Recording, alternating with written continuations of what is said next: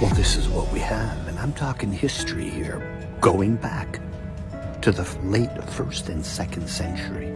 Look at what we have. A promise written by Paul in the book of Ephesians that God is sending pastors and teachers to help the church grow, and they've been there from the beginning. One is called the Ancient, meaning he was there at the beginning. His name is Papias, and he was a companion of John. And then there's Polycarp, a companion, possibly a convert, a man who was ordained by John to the church of Smyrna, because John the Apostle was at Ephesus. He's the one that was leaning on the Lord's breast, and that John there is the one at the cross who says he saw blood and water come out, and the writer says, I testify of those things. In John chapter 20 and 21. Now listen to me. It is John. Why? Because Irenaeus wrote a 5-volume encyclopedia about early 1st and 2nd century Christianity. It's extant, meaning we don't have the originals. Now, that happens with Tacitus, the Roman historian, and tons of other history. I mean, the biography of Alexander the Great is 400 years after the fact in the 1st century, by Plutarch. And that's important to remember. So here's what we have. We have Irenaeus, my friend, who wrote that 5-volume encyclopedia, and he mentions Papias and Polycarp as being companions, and on top of that, of John. So, in the writings of Irenaeus, according to Bart Ehrman, we can place Irenaeus, my friend, in Polycarp's house, living with him, and Bart says so. He has first-hand knowledge of what Polycarp knew about John the Apostle, because Polycarp was a convert of John the Apostle. And that's life, and it is what it is. Papias at Hierapolis, northern Galatia, there as the ancient man is also companion. Irenaeus says so. He lived with Polycarp.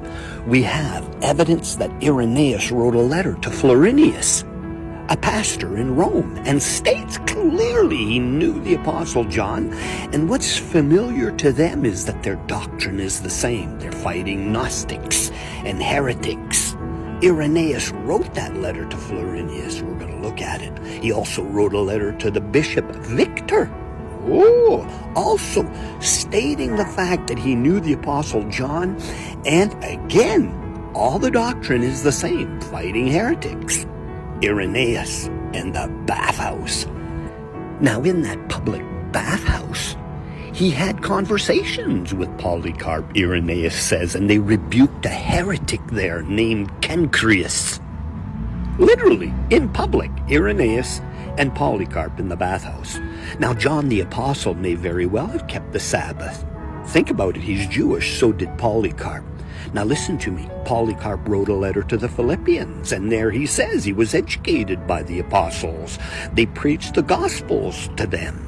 Now Papias and Polycrates, that's in Upper Galatia. Polycrates, being the pastor there, mentions Papias as an ancient one, placing him at the beginning.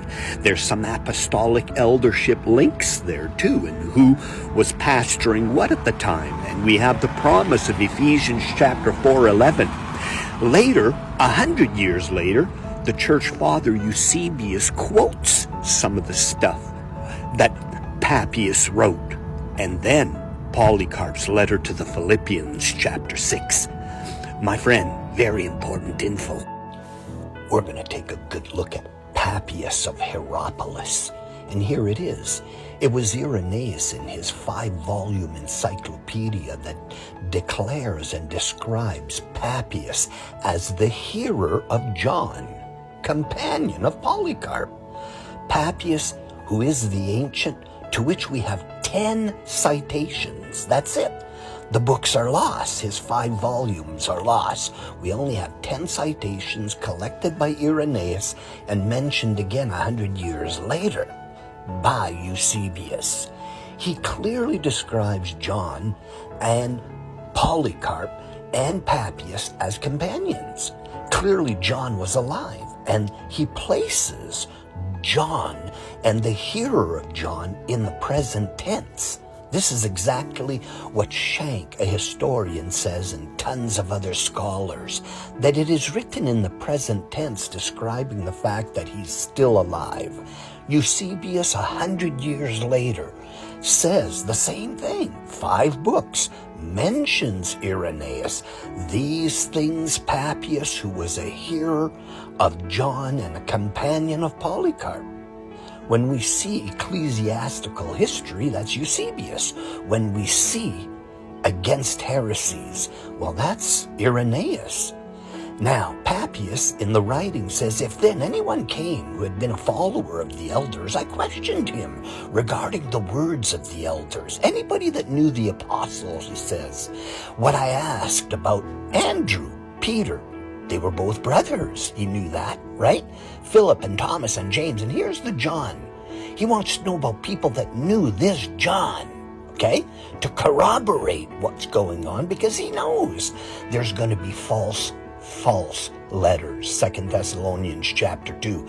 And then he says this, that's all past tense. In the present tense, he says, and what things that Ariston and the elder John say.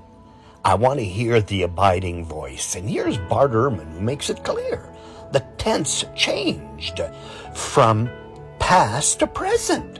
What they're asking now from this John, who was still alive. Papias, the hearer.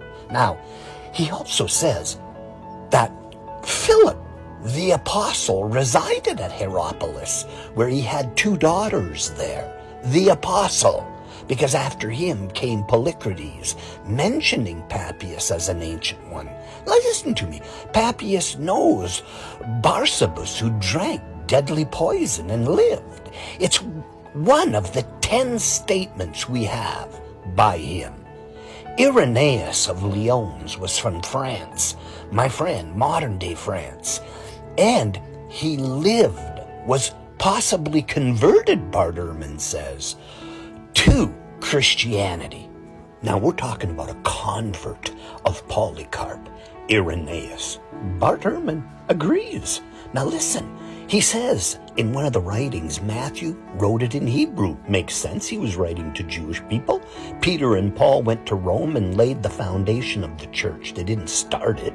After their departure, Mark followed Peter, and Luke obviously followed Paul. Afterwards, John, the disciple of the Lord, who leaned on the Lord's breast, very important, published his gospel where? At Ephesus, where he resided in Asia. And there are 4 gospels, now listen to me, and only 4, because they're first century eyewitness account.